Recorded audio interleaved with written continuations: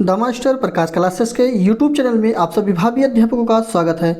हम लोग जो प्रैक्टिस सेट की श्रृंखला शुरू किए हैं, जो कि उत्तर प्रदेश से संबंधित सुपर टेट का प्रैक्टिस सेट सॉल्व कर रहे हैं, इसमें हम लोग सभी प्रश्नों को कवर करते हैं। तो आज चलिए अगला प्रैक्टिस सेट आप लोग के लिए लेकर आए हुए हैं। इसमें भी 150 प्रश्नों को हम लोग फटाफट कवर करेंगे और कमेंट बॉक्स में आप लोग भी अपने उत्तर को देते रहेंगे, जिससे कि आप लोग को आंसर याद होता चले। तो चलिए आज का पहला प्रश्न लेने से पहले ये गद्यांश दिया गया है और इस गद्यांश को आप लोग आराम से पढ़ेंगे। ठीक, उम्मीद है कि पढ़ लिए होंगे, और नहीं पढ़ पाए हैं तो वीडियो को रोककर आराम से पढ़ सकते हैं। तो लेते हैं आज के प्रैक्टिस सेट का पहला प्रश्न। और पहले ही प्रश्न में पूछा गया है कि नतमस्तक में जो समास है वो किस प्रकार का समास है। तत्पुरुष है, द्विगु है, कर्मधारा है या फिर द्वंद्व समास होगा। अच्छा प्रश्न है और आप लोग कमेंट बॉक्स में अपना उत्तर देते रहेंगे। तो चलिए लेते हैं इसका आंसर क्या होगा। तो यहाँ पे देखिए, नतमस्तक का समास जो होता है वो तत्पुरुष का समास हो जाएगा। ऑप्शन नंबर फर्स्ट यानी ए इस प्रश्न का बिल्कुल राइट आंसर हो जाएगा। इसका जब विग्रह करेंगे तो मस्तक से नत यानी झुका हुआ जिसको कहते हैं, यही इसका आंसर होगा। तो तत्पुरुष समास के अंतर्गत ये आ जाएगा। बढ़ते हैं अगले प्रश्न की तरफ। और अगला प्रश्न, ये कविता की पंक्ति लिखी गई है। इस कविता की पंक्ति को आप लोग आराम से पढ़ लेंगे। तो उम्मीद है कि पढ़ लिए होंगे। आगे बढ़ते हैं, ये भी पढ़ लिए होंगे, और नहीं पढ़ पाए हैं तो वीडियो को आराम से पॉज कर या रोक कर पढ़ सकते हैं। इसमें पूछा गया है कि हवा क्यों तिलमिला रही है, ये बताना है। तो हवा क्यों तिलमिला रही है, तो यहाँ पे देखिए, आप लोग कविता को पढ़े होंगे। तो दिए के निरंतर जलने से हवा तिलमिला रही है, क्योंकि शहीद में के मज़ार पर जो दिए की ज्योति का निशान यानी लो जिसको कह रहे हैं वो हिल रहा है, तो ऐसा ही प्रतीत हो रहा है। ठीक, तो यहाँ पे ऑप्शन नंबर जो सही होगा वो बी ऑप्शन बिल्कुल आपका राइट आंसर हो जाएगा। दिए के निरंतर जलने से हवा तिलमिला रही है, बी ऑप्शन सही हो जाएगा। बढ़ते हैं अगले प्रश्न की तरफ। और अगले प्रश्न में अलंकार पूछा गया है आपका। चलिए देखते हैं पंक्ति क्या है। चरण कमल बंदो हरि राई, इस पंक्ति में कौन सा अलंकार है ये बताना है। ऑप्शन आपकी स्क्रीन पे है, जैसे उत्प्रेक्षा अलंकार, यमक अलंकार, रूपक अलंकार और उपमा अलंकार। आंसर फटाफट कमेंट बॉक्स में लिखते रहेंगे। तो तीसरा लेते हैं, चरण कमल बंदो हरिराई पंक्ति में रूपक अलंकार का ये उदाहरण होगा। ऑप्शन नंबर इसका जो है सी बिल्कुल राइट आंसर हो जाएगा। देखिए, रूपक अलंकार का ये उदाहरण है। अगले प्रश्न की तरफ बढ़ते हैं। अगले प्रश्न में संधि पूछी गई है। लघुर्मी में कौन सी संधि है ये बताना है। तो सबसे पहले आप लोग ऐसे प्रश्न अगर मिलते हैं तो उनको तोड़ लिया करें। ठीक, तो जैसे लघुर्मी को तोड़ेंगे तो लघु प्लस ऊर्मी हो जाएगी, बड़ा ऊ रहेगा, उसके बाद माँ पे छोटी मात्रा, ऊपर आधारा रहेगा, तो ये दीर्घ स्वर संधि के अंतर्गत आ जाएगा। ठीक, ऐसे करेंगे तो बहुत स्पष्ट आप लोग आंसर को बना पाएंगे। तो बी ऑप्शन बिल्कुल राइट आंसर हो जाएगा इसका, दीर्घ स्वर संधि की ये संधि है। ठीक, चलिए बढ़ते हैं अगले प्रश्न पे। अगला प्रश्न ही जो है इसमें छंद पूछा गया है। तो इसको सबसे पहले पंक्ति जो लिखी गई है ये पढ़ना है। मुँह की होई वाचाल, पंगु चढ़े गिरिवर गहन, जासु कृपा सुदयाल। अगला है द्रहु सकल कलिमल दहन। तो इसमें छंद पूछा गया है। दोहा है, चौपाई है, सोरठा है या फिर रोला है। अच्छा प्रश्न है। तो छंद भी जो है आप लोग जानते ही मात्रिक होता है, अर्धमात्रिक, सममात्रिक और एक मात्रिक होता है। तो इसमें जो है किस प्रकार का ये छंद है ये बताना है, चाहे दोहा, चौपाई, सोरठा, रोला। तो इसमें ऑप्शन नंबर सी सोरठा ऑप्शन बिल्कुल राइट आंसर हो जाएगा। और ये सोरठा अभी मैंने आपको बताया कि ये जो है अर्ध सममात्रिक छंद है सोरठा। ठीक, ये दोहे का विपरीत होता है, ये भी ध्यान रखिएगा। कभी कभी पूछ लेता है कि दोहे का विपरीत कौन सी संधि होती है या दोहे का विपरीत कौन सा संधि होती है। ठीक, माफ़ कीजिए, छंद पूछा गया है, वो छंद कह रहे हैं दोहे का, हाँ छंद कौन सी होगी। तो इस प्रश्न का ऑप्शन जो है सी बिल्कुल राइट आंसर हो जाएगा। सी ऑप्शन सही होने के साथ बढ़ते हैं छठे नंबर पे। और इसमें पूछा गया है कौन सा प्रकम्पित वर्ण है। प्रकम्पित वर्ण कह सकते हैं या अक्षर कह सकते हैं। तो चलिए देखते हैं छठे का ऑप्शन। तो यहाँ पे देखिए, रा जो शब्द है एक प्रकम्पित जो है प्रकम्पित वर्ण के अंतर्गत ये आता है। ठीक, इसको बोलने पर जीवा में जो है कंपन होता रहता है और इसी को लुंठित ध्वनि के नाम से भी जानते हैं। ये भी ध्यान रखिएगा, कभी कभी पूछ लेता है कि लुंठित ध्वनि कौन सा वर्ण होता है, तो ये पे प्रकंपित भी वर्ण कहेंगे और लुंठित ध्वनि भी इसको कहते हैं। तो यहाँ पे ऑप्शन नंबर जो है इसका पहला र सही हो जाएगा। नेक्स्ट है तत्सम शब्द ढूंढना है इस प्रश्न में, 7वें प्रश्न में। तत्सम शब्द कौन सा होगा? अटारी है, अहीर है, आँख है, अकेला है। बहुत अच्छा प्रश्न है और आप लोग कमेंट बॉक्स में कमेंट करते रहें, लापरवाही ना करें। चलिए देखिए 7वें का ऑप्शन नंबर डी बिल्कुल राइट आंसर होगा। इसमें अखिल जो है ये तत्सम शब्द है, बाकी सभी जो है अन्य शब्द हैं। ठीक, चलिए बढ़ते हैं अगले प्रश्न पे। अनुरक्त का विलोम शब्द कौन सा हो जाएगा? विलोम शब्द तत्सम तद्भव और पर्यायवाची शब्द आप लोग इसको पूरी तरह से अच्छी तरह से कंठस्थ कर लीजिए। इसमें से एक एक दो दो प्रश्न आपको सब जो है आपके सुपर टेट के परीक्षा में अवश्य ही देखने के लिए मिल जाएंगे। तो जिसमें से एकदम निश्चित प्रश्न आते हैं उसको तो हमें तैयारी करना ही करना है, प्लस अतिरिक्त भी जो है पढ़ते रहना है। ठीक, तो 8वें का प्रश्न जो सही हो जाएगा बी ऑप्शन बिल्कुल राइट आंसर होगा। अनुरक्त का विलोम शब्द विरक्त हो जाएगा। विरक्त भी सही होने के साथ नेक्स्ट पे चलते हैं। हाथी का पर्याय बताना है, इसका तात्पर्य है कि पर्यायवाची क्या होगा हाथी का। बहुत अच्छा प्रश्न है। कुरंग, कुंजर, कलहंस, केहिर। पहला ऑप्शन देखिए, कुरंग जो लिखा गया है ये कुरंग हाथी का पर्यायवाची है या पर्याय है, तो पहला ही ऑप्शन इसका बिल्कुल राइट आंसर हो जाएगा। यही बात करते हैं कुंजर की, तो कुंजर जो एक मिनट, कुरंग जो होता है ये नहीं सही होगा। कुंजर जो है ये हाथी का पर्यायवाची है। ठीक, ध्यान रखिएगा, बी ऑप्शन इसका बिल्कुल राइट आंसर होगा। लेकिन यहीं पे बात करते हैं कुरंग की, तो कुरंग जो होता है वो हिरण की हो जाती है। ठीक, हिरण की पर्यायवाची कुरंग है और ये कलहंस और केहिर जो है ये पर्यायवाची सिंह की है। ठीक, चलिए बढ़ते हैं अगले प्रश्न पे, कंठस्थ कर लीजिएगा। बढ़ते हैं 10वें प्रश्न की तरफ और 10वें प्रश्न में है पूर्वकालिक क्रिया का प्रयोग किसमें हुआ है? तो पूर्वकालिक की क्रिया की बात करते हैं, तो पूर्वकालिक क्रिया में एक कार्य पहले हो जाता है उसके बाद दूसरा कार्य होता है। तो चलिए देखते हैं ऑप्शन कौन सा इसका सही होगा।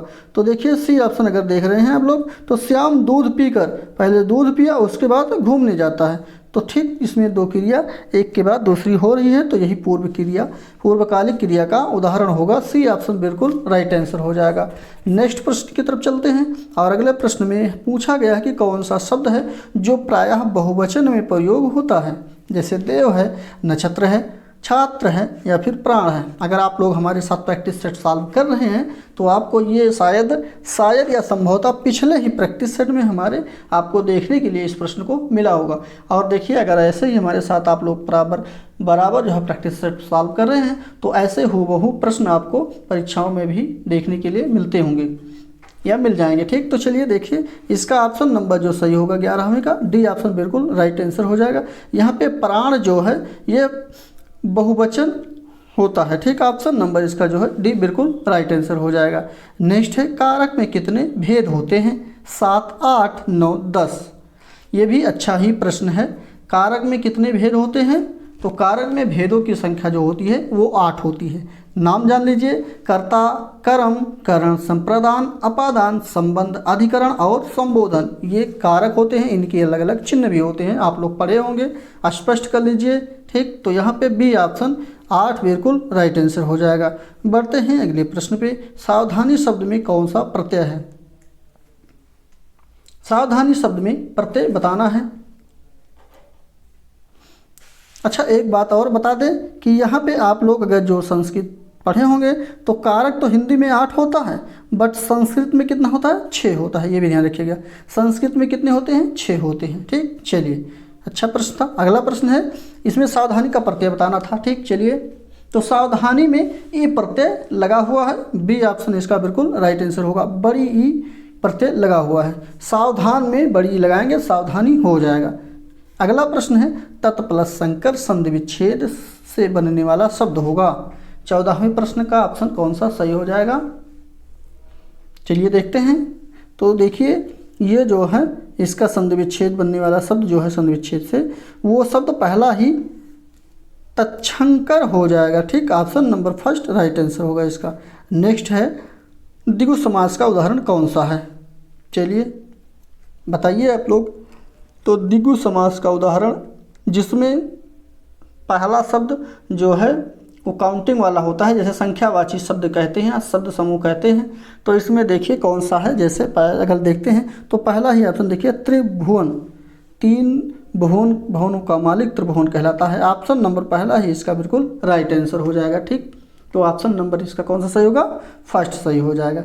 नेक्स्ट पे चलते हैं। हाथ ना आना, इस मुहावरे का निकटतम अर्थ क्या होगा?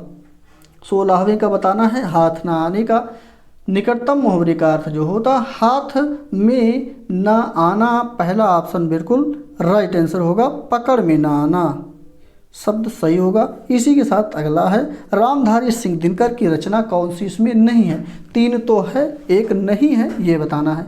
अच्छा प्रश्न है 17वें का। तो देखिए यहाँ पे एक शब्द लिखा गया है जो कि ऑप्शन नंबर डी में लिखा गया है स्वर्णधूल। तो स्वर्णधूल जो है ये सुमित्रा नंदन पंत का है। क्या नाम है? सुमित्रा नंदन पंत का। और ये रामधारी सिंह दिनकर का नहीं है। बाकी उर्वशी है, रेणुका है, रसिम रथी है, ये सभी इनके रचना है। बट यहाँ पे स्वर्णधूली जो है ये सुमित्रा नंदन पंत का रचना है, इसलिए ये अलग हो जाएगा और यही ऑप्शन सही हो जाएगा क्योंकि यहाँ पे नहीं पूछा गया था। डी ऑप्शन सही होने के साथ चलते हैं अगले प्रश्न पे। कौन से शब्द अपने विभाजन के पश्चात अन्य अर्थ में प्रचलित हो जाते हैं? यानी कि जब ये इसका विभाजन होता है तो ये अन्य अर्थ में प्रचलित हो जाते हैं, इस विषय में बताना है। तो ये शब्द होंगे योग रूढ़। ऑप्शन नंबर इसका जो सही होगा बी बिल्कुल सही हो जाएगा। नेक्स्ट पे चलते हैं। नेपथ्य का अर्थ क्या होता है? ये भी अच्छे प्रश्न है। और आप लोग ऐसे शब्दों को जो वाक्यांश के लिए एक शब्द होते हैं उनको भी जो है कंठस्थ कर लीजिएगा, ये भी इम्पॉर्टेंट ही होता है। ठीक, और ये प्रश्न आपके लिए इम्पॉर्टेंट है, नोटबुक के साथ में लिए हैं तो इस प्रश्न को अवश्य नोट कर लिया है। तो इसमें नेपथ्य का जो अर्थ होगा वो अर्थ है रंगमंच जो होता है उसके पर्दे के पीछे का स्थान जो होता है। जैसे कहीं पे आप लोग क्या कहते हैं नौटंकी या कुछ भी देखते हैं तो पर्दे के पीछे का जो स्थान होता है उसी को नेपथ्य कहा जाता है। ठीक, जबकि तीनों विकल्प जो है त्रुटिपूर्ण हैं। यहाँ पे ऑप्शन नंबर जो सही होगा वो डी ऑप्शन बिल्कुल राइट आंसर हो जाएगा। रंगमंच के पीछे का स्थान ही नेपथ्य कहलाता है। नेक्स्ट पे चलते हैं। जो पहले कभी नहीं हुआ हो उसे क्या कहते हैं या क्या कहलाता है? वो जो पहले कभी नहीं हुआ हो वो कहलाता है आपका अभूतपूर्व। ऑप्शन नंबर जो है डी इस प्रश्न का बिल्कुल सही हो जाएगा। डी ऑप्शन सही होने के साथ अगला पोर्शन आ गया है। ठीक, तो अगला पोर्शन जो है इसमें इंग्लिश के प्रश्न आपको देखने के लिए मिलेंगे। और ये पहला ही प्रश्न देखने से पहले आप लोग इस का जो है पैराग्राफ्स को आराम से पढ़ेंगे और आराम से पढ़ने के बाद प्रश्नों के उत्तर बनाएंगे। तो उम्मीद है कि इसको पढ़ लिए होंगे। अगला है ये पैराग्राफ्स भी पढ़ लें और उसी के साथ साथ देखिए आपका क्वेश्चन भी दिखने लग गया होगा। तो चलिए लेते हैं इस प्रश्न को पढ़ते हैं, उसके बाद फिर इसका कौन सा सही होगा बताया जाएगा।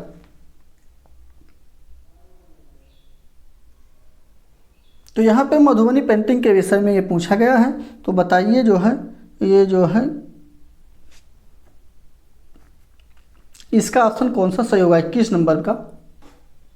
यानी कि मधुबनी पेंटिंग जो होती है किसके लिए प्रयोग किया जाता है इसमें ये पूछा गया है। तो ये जो प्रयोग होता है इन द पूजा रूम के लिए ये प्रयोग किया जाता है। ठीक, तो ऑप्शन नंबर इसका बी बिल्कुल राइट आंसर हो जाएगा। अगला प्रश्न है, ये पोयम लिखी गई है, ये पहला एक्सट्रैक्ट है और ये दूसरा है। इसको आप लोग पढ़ेंगे स्पष्ट, उसके बाद जो है पहला पढ़ लिए होंगे, दूसरा पढ़ लीजिए। दूसरे के साथ साथ 22 नंबर का प्रश्न भी दिख रहा है। तो इसका ऑप्शन आप लोग को बताना है। जैसे लाइन जो है silent surrounds us I would have contents. तो चलिए देखते हैं इसका ऑप्शन कौन सा सही होगा। तो डी ऑप्शन इसका बिल्कुल राइट आंसर हो जाएगा। ये पर्सोनिफिकेशन का ये उदाहरण होगा। ऑप्शन नंबर इसका जो सही होगा डी बिल्कुल राइट आंसर हो गया। यहाँ पे अलंकार पूछा गया था। ठीक, सीधा ऐसे ही जान लीजिए। चलिए अगले प्रश्न की तरफ चलते हैं। अगले प्रश्न में है यहाँ पे जो देखिए अंडरलाइन करके माई पेन लिखा गया है। इसमें जो है पेन क्या है ये बताना है। तो सी ऑप्शन डायरेक्ट ऑब्जेक्ट है, ये ऑप्शन नंबर सी इसका बिल्कुल राइट आंसर होगा। नेक्स्ट है खाली स्पेस यहाँ पे फिल करना है। ही हैज़ 24 नंबर का, तो done, he has done his homework, C option बिल्कुल सही होगा। अगला प्रश्न है, अगले प्रश्न को आप लोग बताइए। चूज एडवर्ब फॉलोइंग सेंटेंस, यानी कि नीचे दिया गया सेंटेंस जो है इसमें आपको एडवर्ब चूज करना है। 25 नंबर का कौन सा राइट आंसर होगा? तो बी ऑप्शन इसका बिल्कुल राइट आंसर हो जाएगा। फ्रिक्वेंटली बिल्कुल सही हो ऑप्शन होगा। नेक्स्ट है, और आप लोग भी कमेंट बॉक्स में आंसर लिखते रहें। आप लोग बहुत लापरवाही कर रहे हैं तो ऐसा ना करें, कमेंट बॉक्स में आंसर लिखने और एक बार खुद लिखने पेपर में या कॉपी में के बराबर होता है, ऐसा नहीं है, ठीक। तो चलिए देखते हैं 26 नंबर।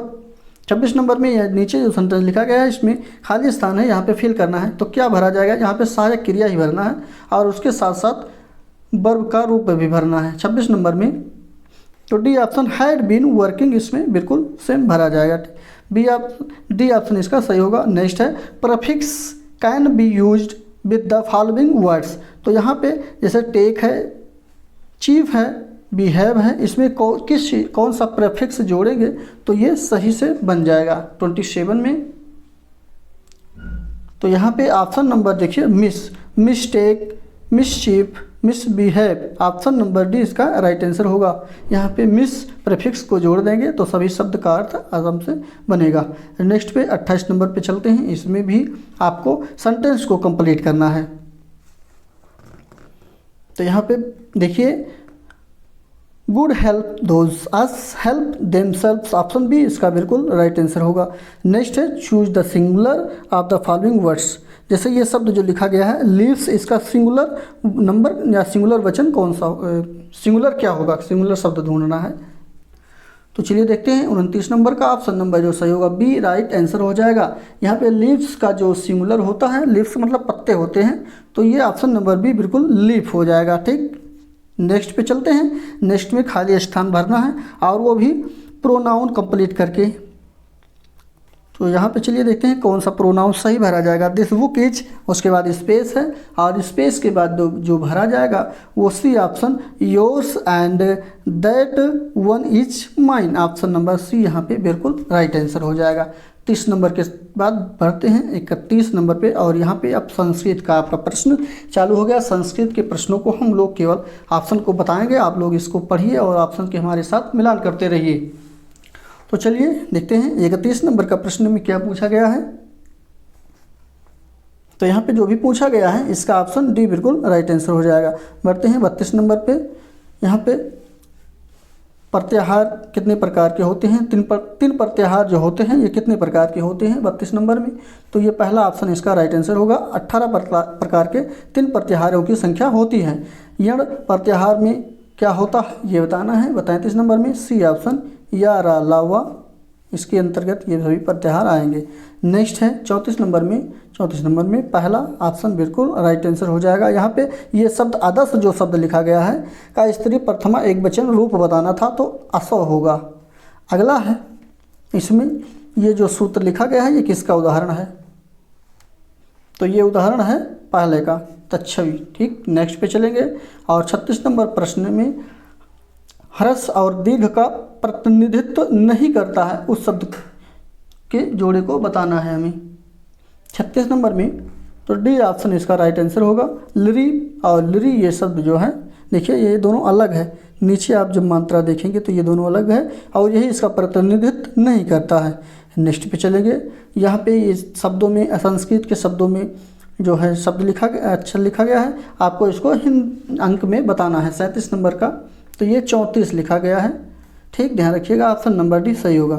नेक्स्ट है 38 नंबर का प्रश्न और 38 नंबर प्रश्नों में वर्गों के वर्णों के तीनों वर्ण किस प्रत्याहार में आते हैं ये बताना है। तो ये जो प्रत्याहार है जस प्रत्याहार में आएंगे, सी ऑप्शन सही होगा। नेक्स्ट 38 नंबर है, 37 का डी सही होगा और उसके बाद 38 का सी सही होगा। 39 नंबर पे आते हैं तो यहाँ पे समास बताना है। गुणधानः का समास क्या होगा? तो ये तृतीया तत्पुरुष समास के अंतर्गत आएगा, पहला ऑप्शन सही हो जाएगा। नेक्स्ट है यहाँ पे श्लोक लिखा गया है, इस श्लोक को आप लोग पढ़ेंगे, उम्मीद है पढ़ लिए होंगे, और नहीं पढ़ पाए वीडियो को रोक कर पढ़ें। 40 नंबर के प्रश्न लेते हैं। 40 नंबर का प्रश्न है, सी ऑप्शन यहाँ पे सही होगा, जो भी होगा मोर का, ठीक। नेक्स्ट संस्कृत का प्रश्न यहाँ से शुरू हो गया है 41 नंबर से, इसको हम लोग थोड़ा समझ के कवर करते हैं। चलिए देखते हैं। प्रक्षेप के पथ को उसका क्या कहा जाता है? प्रक्षेप के पथ को उसका प्रक्षेप पथ कहा जाता है। सी ऑप्शन इसका बिल्कुल राइट आंसर होगा। इजी प्रश्न था, आप लोग को इसमें ज़्यादा जोर देने की ज़रूरत नहीं थी। अगला प्रश्न है, प्रकाश का अलग अलग रंगों में होने वाले बंटवारे को किस नाम से या किसे क्या कहा जाता है, ये बताना है। तो यहाँ पे इसको प्रसार कहते हैं। जैसे रंग जो होता है वो अलग अलग जब फैलता है तो उसको क्या कहते हैं? प्रसार कहा जाता है, ठीक। चलिए अगला प्रश्न है, सूर्य की फोटोग्राफी के लिए किस उपकरण का प्रयोग किया जाता है? ये सारे इम्पॉर्टेंट प्रश्न भी हैं और इजी प्रश्न भी हैं, इसमें ज़्यादा सोचने विचारने वाली बात नहीं है। ये लोग आप लोग इसको बहुत अच्छे तरह से जो है पढ़े ही होंगे। तो यहाँ पे इसको स्पेक्ट्रो हीलियोग्राफ के नाम से जानते हैं। ऑप्शन नंबर डी बिल्कुल सही हो जाएगा। नेक्स्ट है 44 नंबर, यूरेनिनाइट जो है ये किसका अयस्क या खनिज है? 44 नंबर में, तो यहाँ पे ऑप्शन नंबर जो सही होगा 44 का, बी ऑप्शन बिल्कुल यूरेनियम सही हो जाएगा। यूरेनिनाइट जो होता है ये यूरेनियम का अयस्क या खनिज होता है। ऑप्शन भी सही होगा इसका। नेक्स्ट पे चलते हैं, किस प्रकार का पानी अशुद्धियों से पूर्णतः मुक्त माना जाता है? 45 नंबर का बताइए आप लोग फटाफट। तो देखिए सबसे पहले बात करते हैं अशुद्ध जल को। तो अशुद्ध जल की सभी प्रकार की अशुद्धियों से पूर्णतः मुक्त माना जाता है, यानी कि इसमें जो है कोई अशुद्धि नहीं होती है और यही पानी जो होता है पीने योग्य नहीं होता, क्योंकि इसमें जीवन के लिए आवश्यक लवण अनुपस्थित होते हैं। तो यहाँ पे ऑप्शन नंबर जो इसका सही हो जाएगा 45 का भी राइट आंसर होगा। अशुद्ध जल इसका सही हो जाएगा, ठीक, क्योंकि पानी अशुद्धियों से परिपूर्ण मुक्त माना जाता है, यानी कि इसमें कोई भी तत्व या खनिज तत्व नहीं होते हैं, ठीक। नेक्स्ट है, जब सोडियम बाइकार्बोनेट को अत्यधिक गर्म किया जाता है तो क्या उत्पाद बनता है? 46 में, तो इसमें जो उत्पाद का निर्माण होगा सोडियम बाइकार्बोनेट हो जाएगा। ऑप्शन नंबर इसका जो सही होगा वो पहला ही राइट आंसर हो जाएगा। सोडियम बाइकार्बोनेट को 50 डिग्री सेल्सियस से ज़्यादा तप पर जब गर्म करते हैं तो ये सोडियम कार्बोनेट में बदल जाता है। इसी को हम लोग धावन सोडा या वॉशिंग सोडा के नाम से भी जानते हैं, ये भी ध्यान रखिएगा। चलिए बढ़ते हैं अगले प्रश्न पे। रक्त में जो श्वेत कण का मुख्य प्रयोजन जो होता है वो क्या होता है? हमारे रक्त में जो है 3 प्रकार के जो है तत्व पाए जाते हैं। अब तो जो है जैसे कि आरबीसी, डब्ल्यूबीसी और प्लेटलेट्स जो होते हैं उसी में श्वेत यानी डब्ल्यूबीसी के विषय में ये पूछा गया है 47 नंबर में। तो यहाँ पे ऑप्शन नंबर बी बिल्कुल राइट आंसर हो जाएगा। ये संक्रमण से संघर्ष करता है, डब्ल्यूबीसी जो होता है। ऑप्शन नंबर बी बिल्कुल राइट आंसर हो जाएगा। और श्वेत रक्त कोशिकाओं में ल्यूकोसाइट, उसी को ल्यूकोसाइट भी कहते हैं, ये ध्यान रखिएगा, ठीक। चलिए बढ़ते हैं अगले प्रश्न की तरफ। अगला प्रश्न है, मछली से प्राप्त होने वाला कॉड लिवर तेल किस विटामिन से समृद्ध होता है? 48 नंबर का ऑप्शन नंबर बी सही होगा। यहाँ पे विटामिन डी इसमें समृद्ध होता है, ठीक। नेक्स्ट पे चलेंगे, बेल्स रोग में कौन अंग प्रभावित होता है? लीवर, फेफड़ा, हृदय या किडनी? ये अच्छे प्रश्न इंपॉर्टेंट हैं, आप लोग इसका नाम पहली बार सुन रहे होंगे, बहुत ही हमें लगता है रेयर केस में कोई सुना होगा। तो बेल्स रोग में कौन सा अंग प्रभावित होता है? तो इसमें जो प्रभावित होता है वो किडनी होता है। डी ऑप्शन इसका बिल्कुल राइट आंसर हो जाएगा। और ये बेल्स रोग बैक्टीरिया से होने वाला रोग है, ये भी ध्यान रखिएगा, ठीक। चलिए बढ़ते हैं अगले प्रश्न पे। अगला प्रश्न है, स्पेस है, उसके बाद रसायनों का एक समूह है, यानी कि कौन सा है जो रसायनों का एक समूह है जो कोशिका विभाजन और पौधों के गठन को प्रभावित करते हैं? 50 नंबर में बताना है। तो यहाँ पे ऑप्शन नंबर पहला इसका राइट आंसर होगा। साइटोकाइनिन्स जो होते हैं यही रसायनों का एक समूह होते हैं जो विभाजन पौधों में जो है कोशिकाओं में विभाजन और पौधों के गठन को प्रभावित करते हैं। तो पहला ऑप्शन इसका राइट आंसर हो जाएगा, ठीक।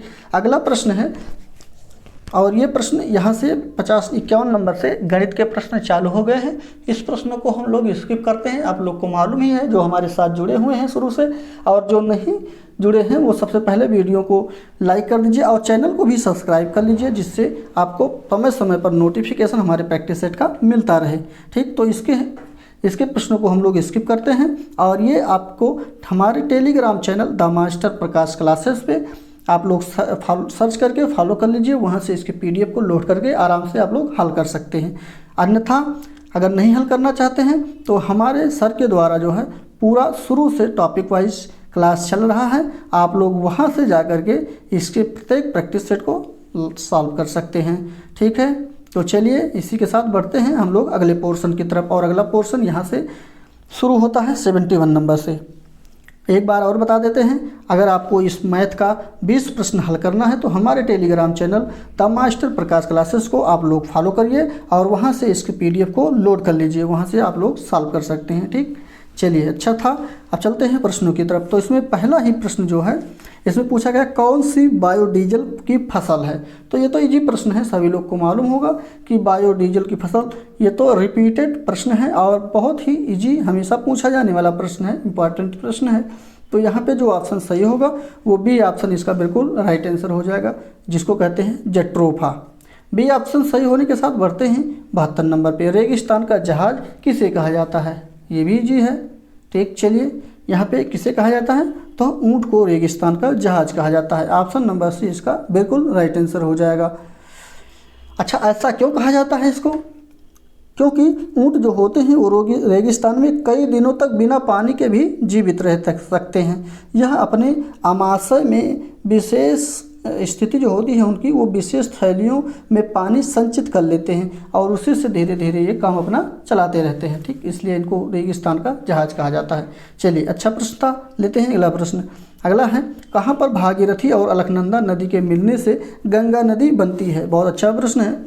ठीक, तो यहाँ पे देखिए, ये उत्तराखंड में स्थित एक नगर है और ये भी प्रसिद्ध तीर्थ स्थान है जिसका नाम है देवप्रयाग। यहाँ पे अलकनंदा और भागीरथी नदी जो है आपस में मिलके गंगा नदी का निर्माण करती हैं। तो ऑप्शन नंबर पहला ही देवप्रयाग यहाँ पे सही हो जाएगा, याद रख लीजिएगा। इसी के साथ बढ़ते हैं अगले प्रश्नों की तरफ। अगला प्रश्न है, किस देश के संविधान से मौलिक कर्तव्यों को लिया गया है। जर्मनी है, यूनाइटेड किंगडम है जिसको UK के नाम से हम लोग जानते हैं। ठीक, अगला है USA है, USSR है। तो संविधान में मौलिक कर्तव्यों को जो लिया गया है ये सोवियत संघ रूस जिसको USSR कहा जाता है। डी ऑप्शन इसका बिल्कुल राइट आंसर हो जाएगा, यहाँ से लिया गया है। और आप लोग कमेंट करके बताएंगे कि हमारे संविधान में वर्तमान में मूल कर्तव्यों की संख्या कितनी हो गई है, ये बताना है, और पहले कितना था ये भी बताना। चलिए फटाफट आप लोग कमेंट करके इसको बताते रहें। अगला प्रश्न लेते हैं, वर्तमान में उत्तर प्रदेश में कुल कितने नगर निगम हैं।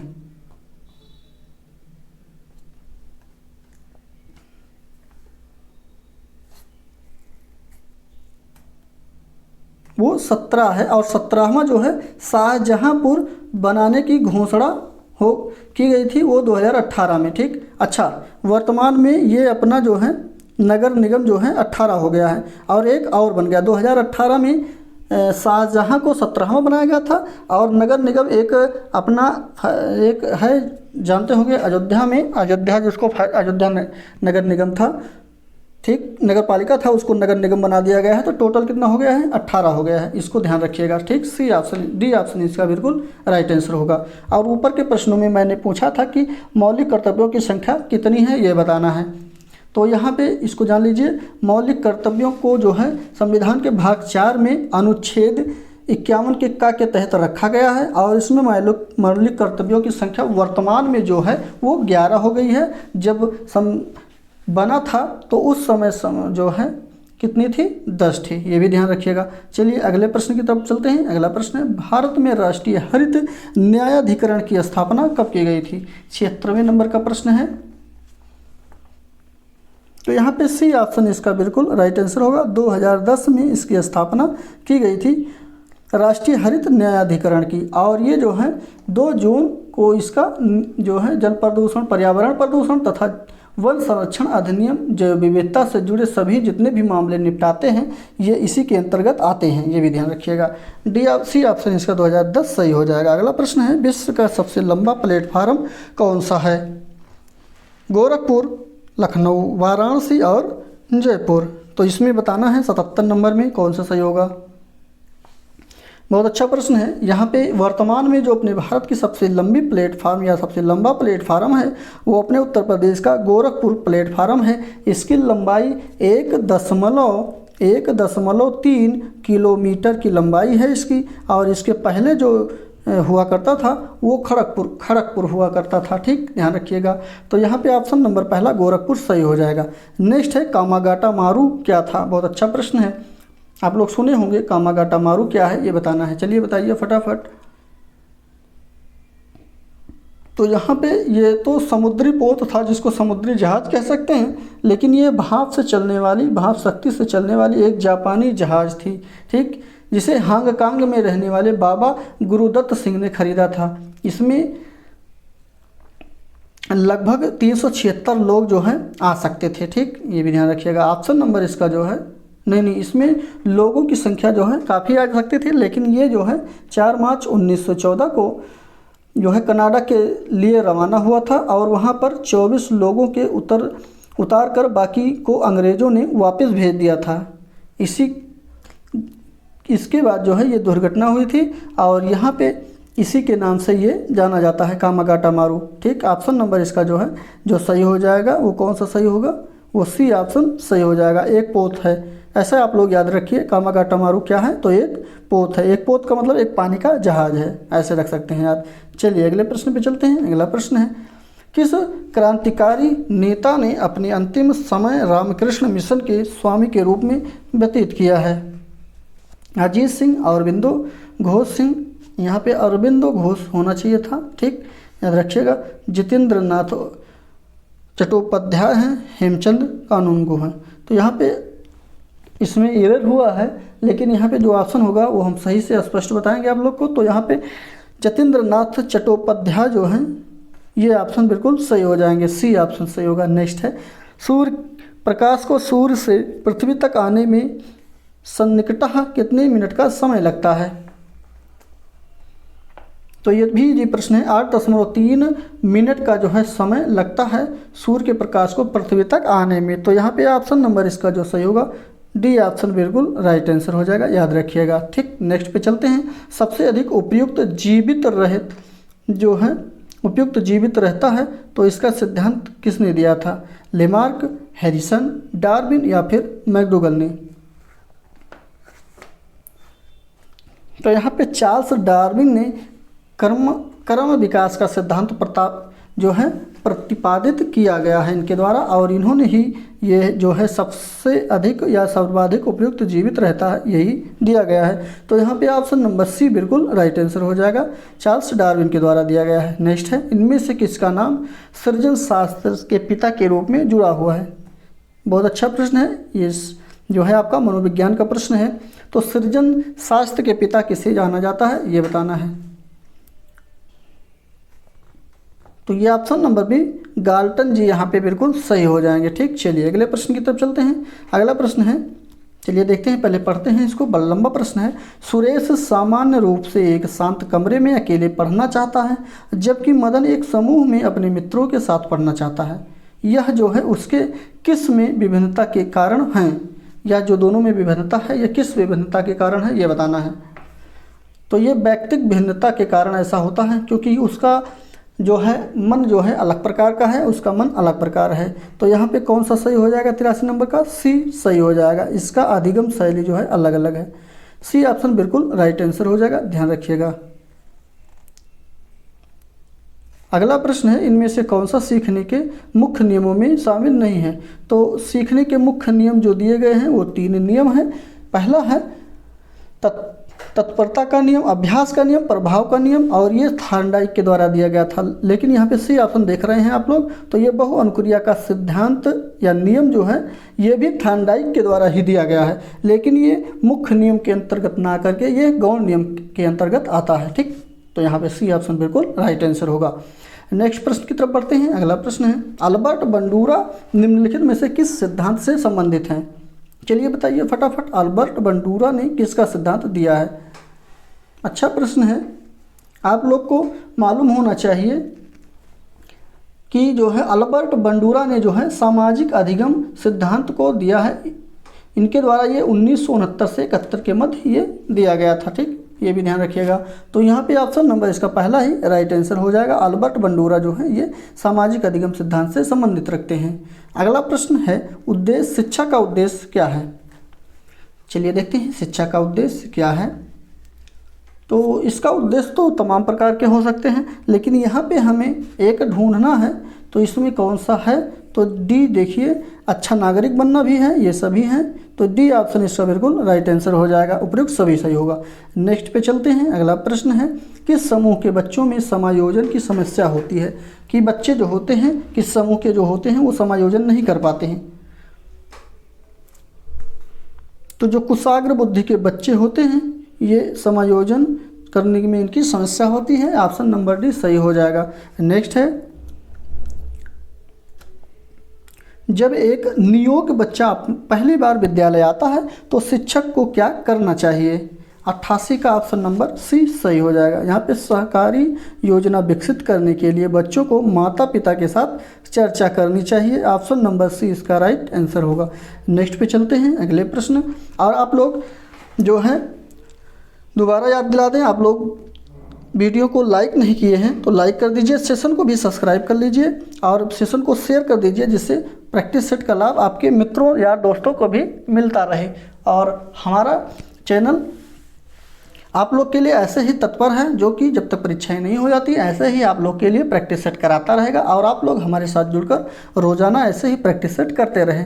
ये आपके अनुभव और ज्ञान को अधिक से अधिक बढ़ाता है। ठीक, तो चलिए चलते हैं अगले प्रश्न पे।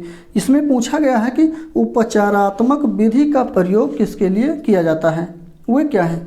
आज हमारी तबीयत जो है थोड़ा वीकनेस लग रहा है, समस्याएँ ज़्यादा हो रही हैं, बोलने भी दिक्कत हो रहा है। 89 नंबर का प्रश्न है, इसमें कौन सा सही होगा? तो यहाँ पे भी जो है ऑप्शन सही होगा। यहाँ पे समस्यात्मक बच्चे जो हैं उपचारात्मक विधि का प्रयोग उन्हीं के लिए किया जाता है। ठीक, ध्यान रखिएगा। ऑप्शन नंबर 20 सही हो जाएगा। यहाँ पे अगला है, हस्तशिल्प की शिक्षा दी जानी चाहिए। तो किसको दी जानी चाहिए ये बताना है। चलिए देखते हैं। ऑप्शन आपके स्क्रीन पे हैं, आप लोग फटाफट ऑप्शन को पढ़ें और कमेंट बॉक्स में कमेंट करते रहें। 90 नंबर में ऑप्शन नंबर जो सही होगा वो बी ऑप्शन इसका भी सही हो जाएगा। पिछड़े बालक जो होते हैं उनको हस्तशिल्प की शिक्षा जो है देनी चाहिए। ऑप्शन नंबर बी सही होगा। नेक्स्ट है, मनोविज्ञान शाला जो है उत्तर प्रदेश के इलाहाबाद में जो है स्थापित है और इसकी स्थापना जो है किस वर्ष की गई थी? चलिए ये भी इसमें 2-3 प्रश्न है। जैसे पूछ सकता है कि मनोविज्ञान की प्रयोगशाला कहाँ पे स्थित है? उत्तर प्रदेश में स्थित है। उत्तर प्रदेश में कहाँ पर स्थित है? इलाहाबाद में स्थित है। और इसकी स्थापना कब की गई थी? तो इसकी स्थापना जो की गई थी 1947 में की गई थी। ऑप्शन नंबर पहला है इसका राइट आंसर होगा। तो 3 प्रश्न यहाँ से आपको मिल गए, एक उत्तर प्रदेश, एक इलाहाबाद, एक स्थापना का दिन तारीख। ऑप्शन नंबर यहाँ पे सही होगा। ठीक, ये सही होने के साथ चलते हैं अगले प्रश्न की तरफ। अगला प्रश्न है, उत्तर प्रदेश बेसिक शिक्षा अधिनियम कब अस्तित्व में आया था? 92 की ऑप्शन नंबर 20 सही होगा। यहाँ पे 1972 में बेसिक शिक्षा अधिनियम अस्तित्व में आया था। ऑप्शन नंबर भी 1972 बिल्कुल राइट आंसर हो जाएगा। इसी के साथ 93 नंबर प्रश्न पे चलते हैं। इसमें पूछा गया है कि एक पीटी यानी खेल का शिक्षक क्रिकेट के खेल में अपने शिक्षार्थियों के क्षेत्र रक्षण को सुधारना चाहता है तो उसको कौन सी युक्ति जो है विद्यार्थियों को अपना लक्ष्य प्राप्त करने के लिए सबसे अधिक सहायता देगा? तो चलिए देखते हैं। ऑप्शन क्वेश्चन पढ़ लिए हैं हम लोग, ऑप्शन को देख लेते हैं। तो ऑप्शन आपके स्क्रीन पे दिख रहा है, कौन सा ऑप्शन इसका सही होगा? तो यहाँ पे पहला ऑप्शन देखिए, पढ़ते हैं, शिक्षार्थियों को क्षेत्र भ्रमण का अधिक अभ्यास करवाना चाहिए। ये ऑप्शन इसका बिल्कुल राइट आंसर हो जाएगा, बाकी सभी सही नहीं है। ऑप्शन फर्स्ट ही इसका सही होगा।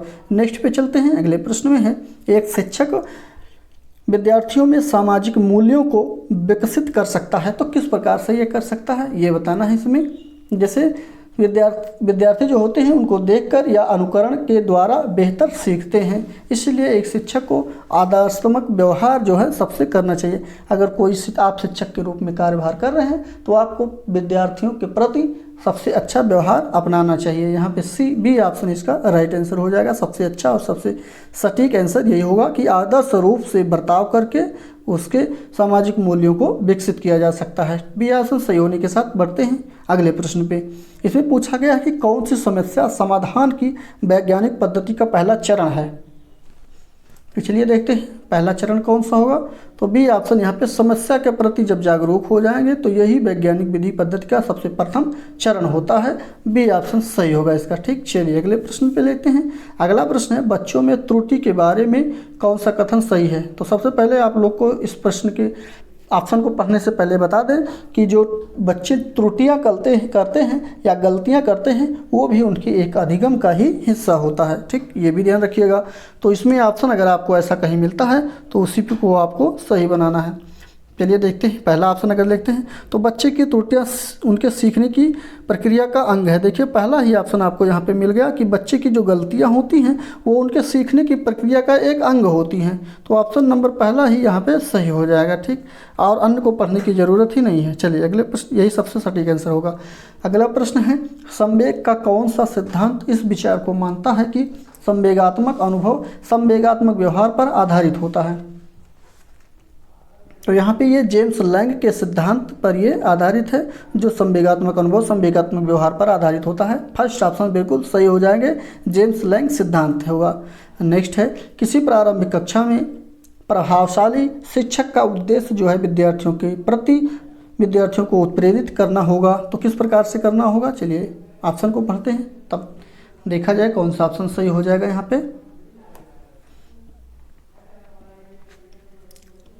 वीडियो अच्छा लग रहा हो तो सेशन को लाइक कर दीजिए, वीडियो को भी लाइक कर दीजिए, शेयर करते रहिए।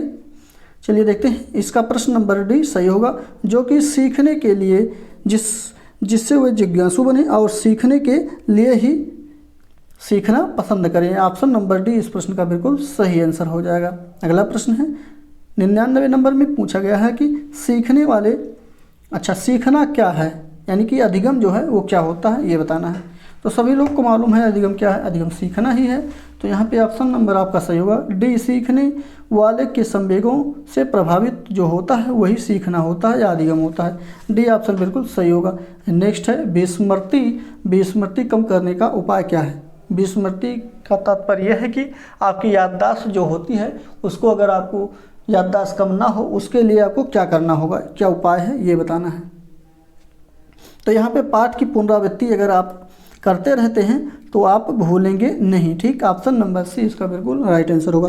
किसी भी चीज़ को या किसी भी ज्ञान को आप बराबर यूज कर रहे हैं तो आप कभी उसको जो है भूलते नहीं हैं। यही इसका तात्पर्य यही है कि पाठ की पुनरावृत्ति। नेक्स्ट है अब यहाँ से 101 प्रश्न नंबर से 130 प्रश्न नंबर तक आपका करंट अफेयर है और इसके साथ साथ आप लोगों को जीएस का भी प्रश्न यहाँ पे देखने के लिए मिलेगा। तो इसको हम लोग थोड़ा तेज़ी के साथ करते रहेंगे, आप लोग हमारे साथ मिलान करते रहिए। यहाँ पे थोड़ा पुराना करंट अफेयर है लेकिन ये भी स्टैटिक जी के रूप में आपके पूछा जा सकता है। ठीक, चलिए 101 नंबर प्रश्न लेते हैं। तो इसमें पूछा गया हाल ही में आज़ाद हिंद सरकार की स्थापना की कौन सी वर्षगांठ मनाई गई है, यानी चौथी वर्षगांठ मनाई गई है ये पूछा गया है। ठीक, तो यहाँ पे ऑप्शन नंबर इसका भी सही हो जाएगा, 75वीं वर्षगांठ के रूप में मनाया गया है। नेक्स्ट है किस वर्ष में जुलाई अगस्त 2018 के दिव्यांगों के लिए सरकारी नौकरियों में आरक्षण को 3% से बढ़ाकर 4% कर दिया है। तो ये जो सही होगा डी ऑप्शन सही होगा, उत्तर प्रदेश सरकार के द्वारा ऐसा कर दिया गया है। नेक्स्ट है वैसे इसको आप लोग स्पष्ट पढ़ें, हम केवल अगर ऑप्शन बता दें तो और सही रहेगा, जल्दी हो जाएगा ना। क्यों, कमेंट करके आप लोग बताइए क्वेश्चन को हम पढ़ें कि आप लोग पढ़ेंगे और ऑप्शन को कमेंट बॉक्स में लिखेंगे। तो 103 का ऑप्शन नंबर जो भी होगा वो डी ऑप्शन सही हो जाएगा। यहाँ पे जैसे पर्यटन हो गए, अंतरिक्ष के क्षेत्र में सहयोग होगा, सैन्य शिक्षा होगा, डी ऑप्शन इसका राइट आंसर हो जाएगा। नेक्स्ट है चौथा है हाल ही में जारी किए गए रिपोर्ट के अनुसार भारत के किस राज्य की SGDP जो है सबसे अधिक रही है। तो ये आपके महाराष्ट्र की उत्तर जो है महाराष्ट्र की रही। अगला हाल ही में भारत में पहली इंजन रहित ट्रेन को लॉन्च किया गया है, इस ट्रेन का क्या नाम है। तो ट्रेन का जो नाम है उस ट्रेन का नाम है ट्रेन 18। ऑप्शन नंबर जो है इसका भी बिल्कुल सही हो जाएगा। स्टैटिक जी के इंपॉर्टेंट प्रश्न है, ये लिख लीजिएगा नोटबुक में अपने। अगला प्रश्न है, हाल ही में गठित भारत का राष्ट्रीय चिकित्सा आयोग किसे प्रतिस्थापित करने हेतु गठित कर दिया गया है? तो ये जो किया गया है ये भारतीय चिकित्सा परिषद के द्वारा कर दिया गया है। ऑप्शन नंबर फर्स्ट सही होगा। नेक्स्ट है, विश्व बैंक की डूइंग बिजनेस रिपोर्ट 2019 में भारत की कौन सी स्थान रहा या कौन सा रैंक रहा? तो इसकी 17वीं रैंक रही, यानी 77वीं रैंक रही, ये भी ध्यान रखिएगा। ठीक, चलिए, और ये जो है इनकी रैंक जो है 190 देशों के मध्य रही। अगला प्रश्न है 108 का, तो इसमें ऑप्शन नंबर जो सही होगा वो पहला ऑप्शन सही होगा। ये जो है लेबनान के सहयोग हेतु समझौता किया गया है ऐसा। अगला प्रश्न है 109 का, तो इसमें ऑप्शन पहला ही इसमें सही हो जाएगा, IRCTC। इसमें एक देखिए, एक चैटबॉट है और एक आस्का दिशा है, ये नामक पहल की शुरुआत जो किया गया है वो IRTC के तहत किया गया है और ये भी उत्तर देने के लिए किया गया है। ठीक, चलिए, तो पहला ऑप्शन सही होने के साथ अगले प्रश्न पे चलते हैं। अगला प्रश्न 110 का है।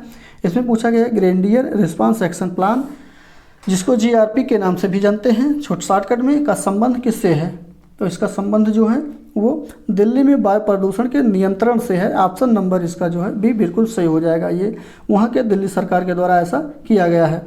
12वीं एशिया यूरोप शिखर सम्मेलन का उद्देश्य मुख्य विषय क्या रही? 111 का ऑप्शन नंबर भी सही होगा। यहाँ पे वैश्विक चुनौतियों के लिए वैश्विक भागीदारी ही इसका बिल्कुल सही ऑप्शन होगा। नेक्स्ट है, हृदय नाथ पुरस्कार 2018 किसे प्रदान किया गया है? तो ये प्रदान किया गया है मोहम्मद जहर खयाम हाशमी को। ऑप्शन नंबर भी सही होगा। नेक्स्ट है, हर परिवार को बिजली कनेक्शन प्रदान करने वाला 8वां राज्य बना है, कौन सा है वो? तो ये भी उत्तर जो है आपके बिहार बन गया है। ऑप्शन नंबर इसका भी बिल्कुल सही होगा, बी ऑप्शन सही हो जाएगा। अगला प्रश्न है, सैफ अंडर सैफ 15 फुटबॉल के कांस्य पदक विजेता की टीम कौन सी रही? तो ये भारत अपना रहा पहले स्थान पर, जो कि विजेता रहा। पहला ऑप्शन सही होगा, भारत। नेक्स्ट है, यूपी के 2 जिलों के बीच रेल लाइनें बिछाई जाने की घोषणा कर दी गई है, उन 2 जिलों का नाम क्या है? तो उन 2 जिलों का नाम है बहराइच और खलीलाबाद। ऑप्शन नंबर इसका जो है पहला राइट आंसर हो जाएगा। यहाँ पे पहले जो है रेलवे लाइन नहीं था। ठीक, ये भी ध्यान रखिएगा। नेक्स्ट है, किस राज्य ने अटल बिहारी वाजपेयी मेमोरियल पुरस्कार प्रारंभ करने की घोषणा की है? यहाँ पे उस राज्य का नाम बताना है, तो ये झारखंड राज्य है। ऑप्शन नंबर सी सही हो जाएगा। नेक्स्ट है, बार्कलेज हारून इंडिया रिच लिस्ट 2018 में शीर्ष स्थान हासिल करने वाले उद्योगपति कौन रहे? तो यहाँ पे 2018 की बात किया गया है, तो उस समय मुकेश अंबानी जी थे। ऑप्शन नंबर बी बिल्कुल सही होगा। नेक्स्ट है, south Asian football federation cup 2018 शायद 2018 किस देश ने जीत लिया है? बहुत ये सभी प्रश्न आपके करंट अफेयर के प्रश्न हैं और यहाँ पे ये स्टैटिक जीके के रूप में आ सकते हैं। ठीक, और आप लोग करंट अफेयर को पढ़ ही रहे हैं जो वर्तमान में पढ़ाया जा रहा है, तो यहाँ पे ऑप्शन नंबर इसका जो सही होगा वो सी ऑप्शन बिल्कुल सही हो जाएगा, मालदीव। ठीक, अगला प्रश्न है, उत्तर प्रदेश रेबल मार्ट का आयोजन कहाँ किया गया है? 119 का ऑप्शन नंबर सी सही हो जाएगा। ये लखनऊ में कर दिया गया है, यूपी के लखनऊ में किया गया है। अगला प्रश्न है, जुलाई 2018 में पूर्वांचल एक्सप्रेस, ध्यान दीजिएगा, 2018 में पूर्वांचल एक्सप्रेस वे का शिलान्यास प्रधानमंत्री के द्वारा किया गया। इस एक्सप्रेस वे की लंबाई कितनी है? ये इंपॉर्टेंट प्रश्न है, याद रख लीजिएगा। 120 का ऑप्शन नंबर जो सही होगा सी ऑप्शन सही होगा। 353 किलोमीटर इसकी लंबाई है। नाम क्या है? पूर्वांचल एक्सप्रेस, ये भी ध्यान रखिएगा। ठीक, चलिए अगले प्रश्न की तरफ बढ़ते हैं। अगला प्रश्न है, प्लेइंग इट माई वे, ये पुस्तक जो है किसके लेखक कौन है? तो इसके लेखक सचिन तेंदुलकर जी हैं। ये अच्छा प्रश्न है ये भी। ठीक, चलिए अगला, जल्लीकट्टू किसके साथ जुड़ा हुआ है? तो जल्लीकट्टू जो जुड़ा हुआ है वो पोंगल के साथ जुड़ा हुआ। ये तमिलनाडु का एक त्यौहार होता है। इसमें जो है बैल यानी जो बैल होते हैं उनकी रेस होती है। ठीक, चलिए अगले प्रश्न पे चलते हैं। तेरताली कहाँ की लोक नृत्य है? तेरताली है ये 123 का, तो यहाँ पे भी ये मध्य प्रदेश का लोक नृत्य है, बी ऑप्शन सही होगा।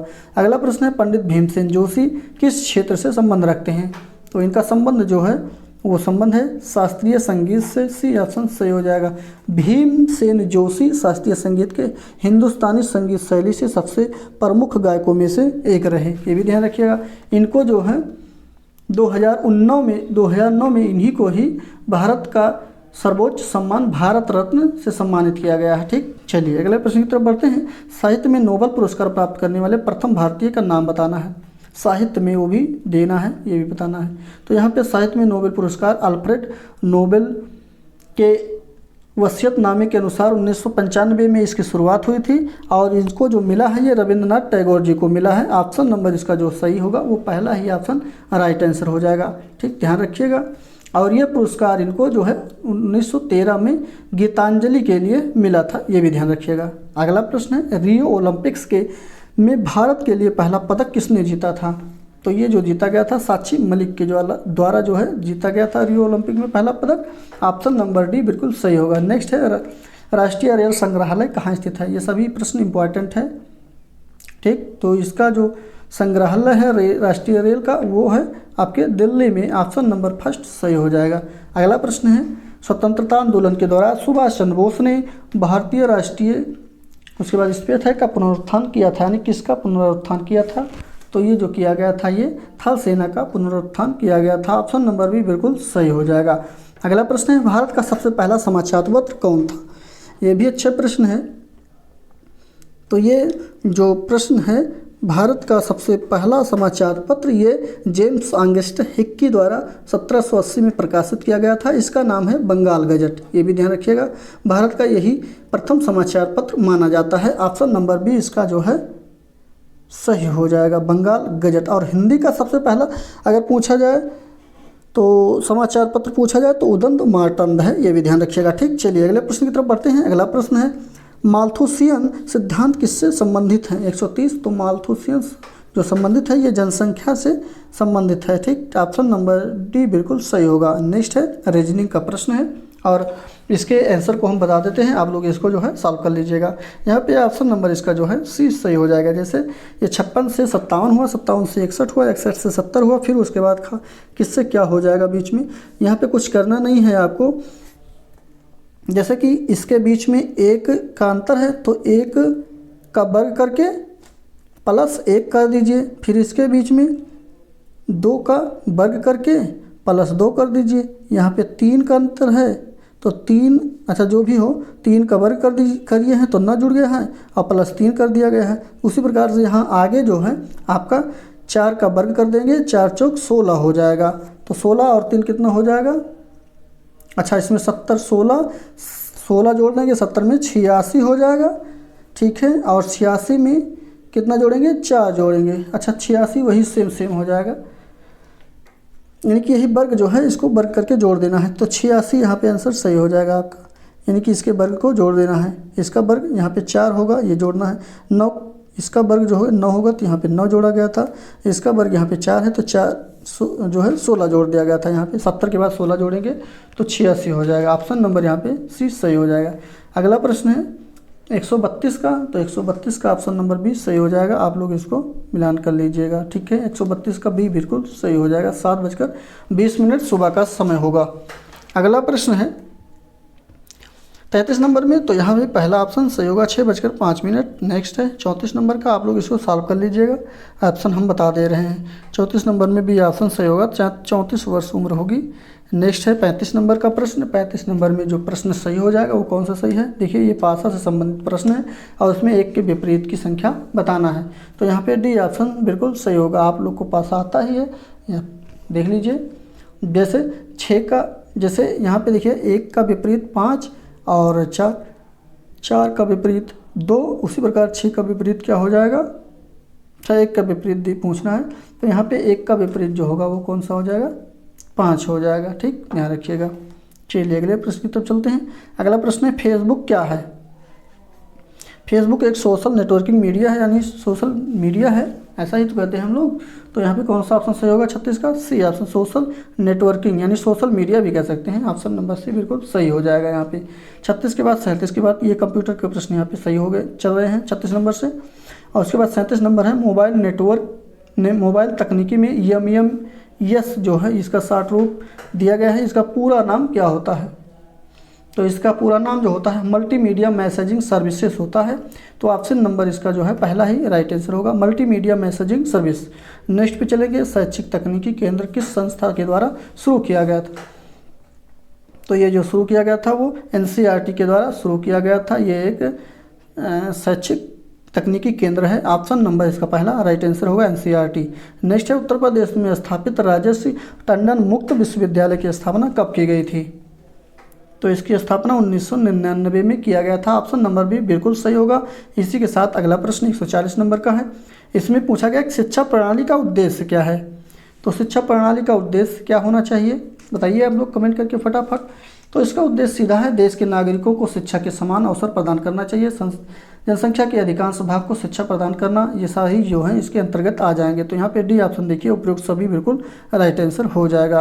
अगला प्रश्न है, वर्तमान में निःशक्त बच्चों की शिक्षा के लिए कहा गया है कि वो किस प्रकार से शिक्षा ग्रहण करें? तो इसमें समावेशी सबसे पहले अगर मिलता है तो सबसे पहला ऑप्शन बिल्कुल राइट आंसर हो जाएगा। इसमें कोई सोचने विचारने वाली काम ही नहीं है, क्योंकि ये राष्ट्रीय पाठ्यचर्या रूपरेखा 2005 के तहत, जिसको NCF 2005 कहा जाता है, इसमें निःशक्त बच्चों के लिए समावेशी शिक्षा की घोषणा की गई है। ठीक, ध्यान रखिएगा, ऑप्शन नंबर पहला ही राइट आंसर होगा। अगला प्रश्न है, कौन सी विधि है जो विशेष आवश्यकता वाले बालकों के अध्ययन में सहायता प्रदान करती है? 142। तो ये केस स्टडी मेथड है, यही ऑप्शन बिल्कुल राइट आंसर होगा। कहीं भी मिले केस स्टडी तो ये विशेष आवश्यकता वाले बच्चों के लिए अध्ययन के लिए काम करती है। अगला प्रश्न है, एक समावेशी कक्षा है जहाँ, तभी मैंने ऊपर के प्रश्नों में बताया कि समावेशी कक्षा जो है किस प्रकार से होती है, जिसमें सभी समान या किसी भी प्रकार के विशेष बालक हों वो पढ़ाई कर सकते हैं। ठीक, तो यहाँ पे ऑप्शन नंबर इसका जो सही होगा डी राइट आंसर हो जाएगा। डी में दिया गया है कि अध्यापक जो है प्रत्येक अधिगमकर्ता के लिए वैविध्यपूर्ण व सार्थक अधिगम अनुभवों हेतु परिवेश का निर्माण करते हैं, यही जो है समावेशी कक्षा का उदाहरण होता है। अगर डी ऑप्शन सही होने के साथ अगले प्रश्न पे चलते हैं। अगले प्रश्न में एक समावेशी विद्यालय जो है किसके अतिरिक्त प्रश्नों पर मनन करता है? ये भी सेम है, बस प्रश्न पूछने का तरीका अलग हो गया है। इसमें सतत और व्यापक मूल्यांकन की योजना में व्यापक का अर्थ है कि जो है क्या हम अधिगम योग्य प्रवेश की योजना बनाने और उसे प्रदान करने के लिए समूह में कार्य करते हैं? तो यहाँ पे पहला ही माफ़ कीजिए, यहाँ पे बी ऑप्शन जो है इसका राइट आंसर होगा। जैसे क्या हम विशेष बालक को बेहतर देखभाल उपलब्ध कराने के लिए उचित तरीके से उन्हें अलग करते हैं? ऑप्शन नंबर बी इसका बिल्कुल राइट आंसर होगा। नेक्स्ट है, सतत और व्यापक मूल्यांकन की योजना में व्यापक शब्द के अलावा किसके द्वारा समर्थित किया जाता है?